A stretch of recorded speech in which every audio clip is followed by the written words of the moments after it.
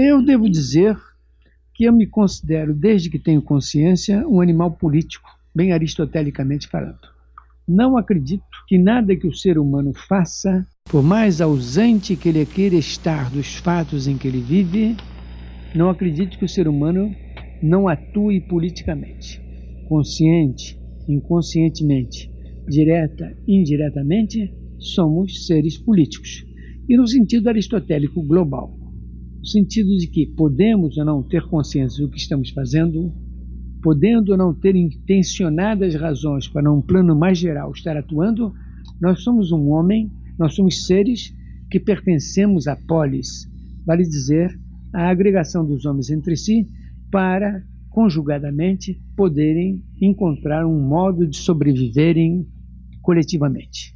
É essa negociação permanente que os homens fazem entre si, a fim de evitarem ao máximo possível os atritos entre si e a fim de criarem possibilidade de convívio entre si com um mínimo de ódio recíproco e um mínimo de exploração recíproca, é isso que se chama o ser político. E nesse sentido, eu fui, sou e serei até a morte um ser político. A política, entretanto, assume formas mais conspícuas ao longo da história. Eu diria mais formas específicas, formas mais determinadas, formas mais claras, na medida em que existe, ao longo do processo humano, o que se chama uma divisão do trabalho físico e mental. Se nós recuarmos muito no passado, continuando a sermos homens como somos hoje em dia, no passado talvez a divisão do trabalho físico e mental se reduzisse a 2, 3 ou 4 categorias, não mais do que isso. O do coletor, o do pastor, o do... qual é o terceiro? Já nem sei, etc. À medida que a humanidade avança na conquista da natureza e na conquista de si mesma, ela vai desglosando formas de atividade, vai especificando formas de atividade que vão multiplicar-se numa anedota que eu já pela 10ª vez vou recontar.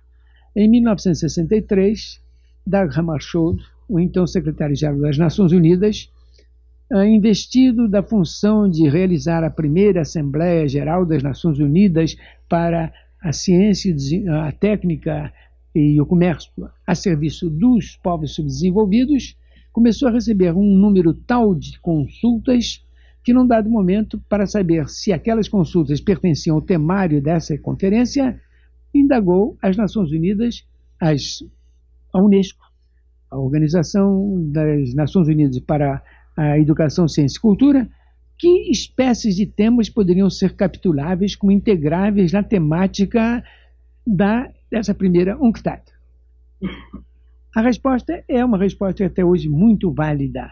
Consiste num vocabulário em que, na introdução, o autor, se não me engano, Paulo G., da equipe das Nações Unidas, da Unesco, com grupos de trabalhos, lembrava que 100 e poucos anos antes, vale dizer, em época de Augusto Comte, as categorias capituláveis separadamente em formas de conhecimento, técnica, ciência, cultura não direi, técnicas, profissões, conhecimentos, artes, poderia abarcar um vocabulário da ordem de 240 a 260 palavras.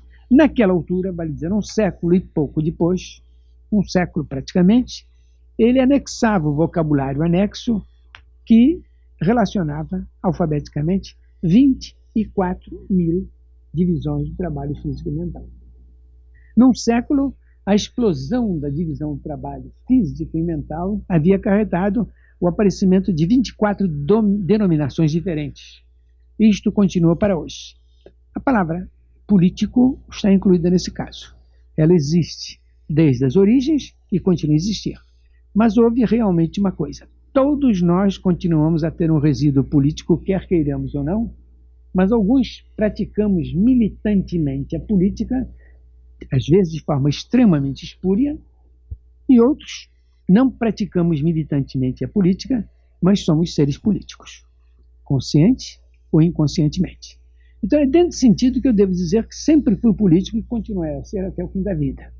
Nesta recente conjuntura, apresentou-se a possibilidade de haver o registro de um Partido Socialista Brasileiro, que existira, fundado por João Mangabeira, Hermes Lima, Domingos Velasco e uma série de outros nomes eminentes.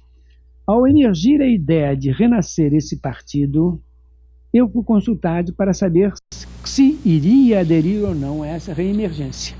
Não só aderi, como disse, e fui o defensor da tese, de que não era necessário criar ou novos estatutos para esse partido, simplesmente porque eu reputava os estatutos primitivos de 43 ou 44 estatutos profundamente válidos. Cumpria simplesmente relançá-lo num manifesto em que certos temas mais emergentes e que não podiam ser previstos naquele então, como o tema da ecologia, o tema das reivindicações femininas, o tema da exploração hedionda da criança na nossa sociedade, pudessem ser revividos ou relembrados, não obstante a oportunidade da temática geral do partido.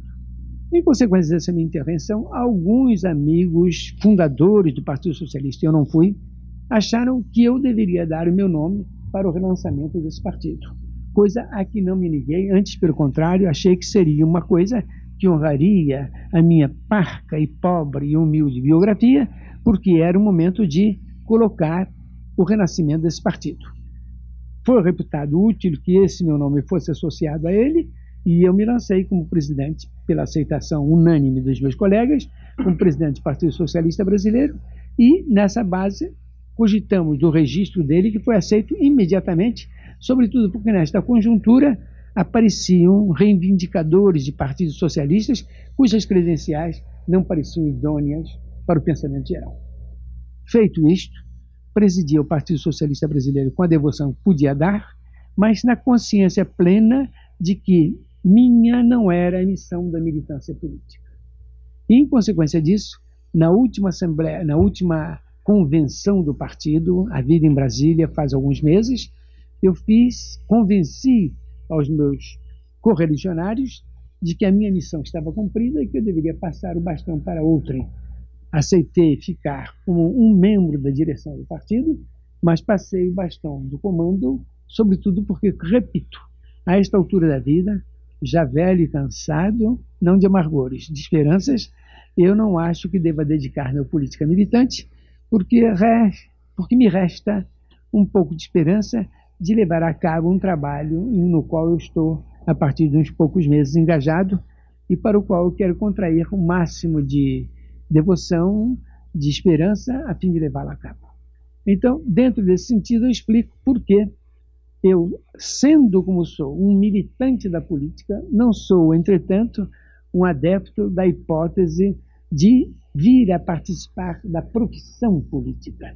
E uma das razões pela qual eu continuo ligado é que o Partido Socialista Brasileiro, a que eu estou ligado, apresenta como candidato, além de Simval Palmeira, para a governança do Estado, o nome de Evandro Lins e Silva como senador, aspirante a senador pelo Distrito Federal, pelo Rio de Janeiro.